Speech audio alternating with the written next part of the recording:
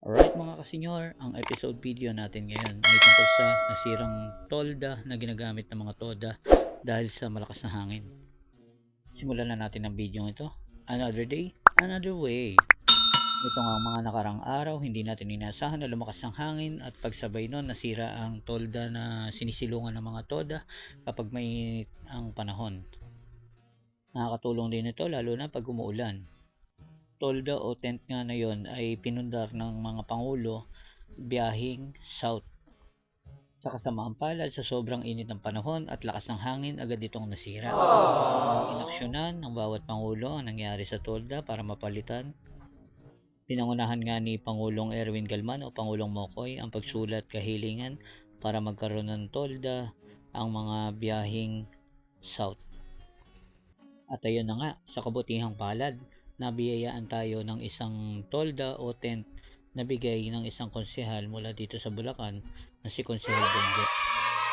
Maswerte ang kahilingan natin dahil nakarating agad kay konsehal at mga ilang araw pa lang ang nakakalipas, agad itong naipadala at naitayo dito sa ating pilahan.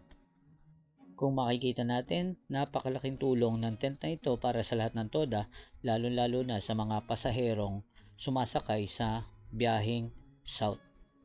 Lalo-lalo na kapag mainit ang sikat ng araw, nakakasilong yung mga driver, pati na rin yung mga sasakay o pasahero.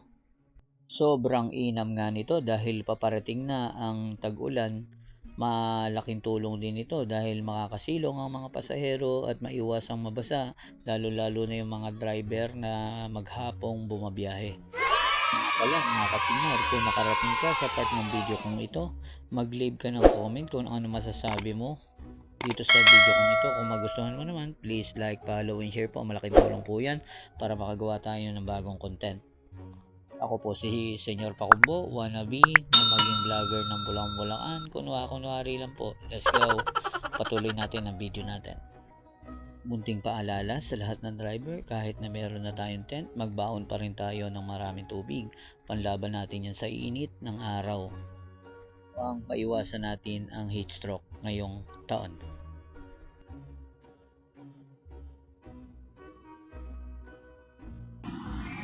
Maganda yung tent natin na binigay ni Benjo. Yun. Salamat sa iyo, Sponsor Benjo. Yun. Malaking tulong no para sa atin no.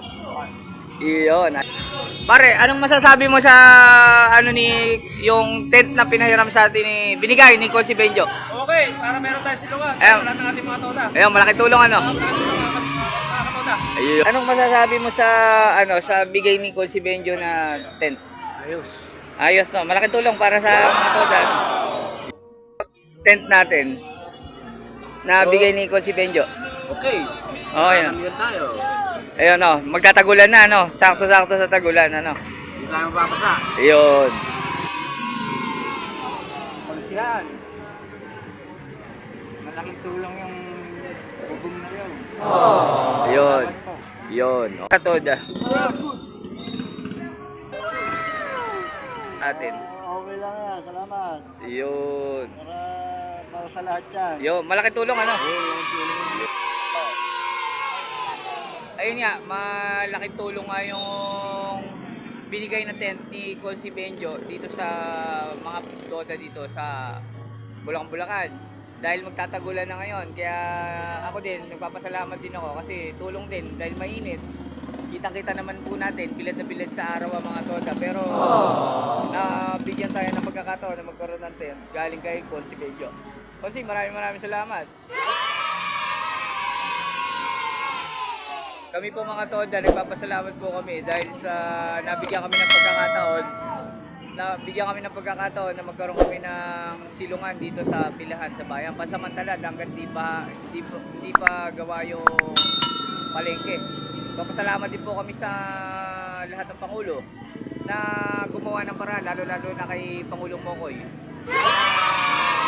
sumulat para sa kahilingan na magkaroon kami ng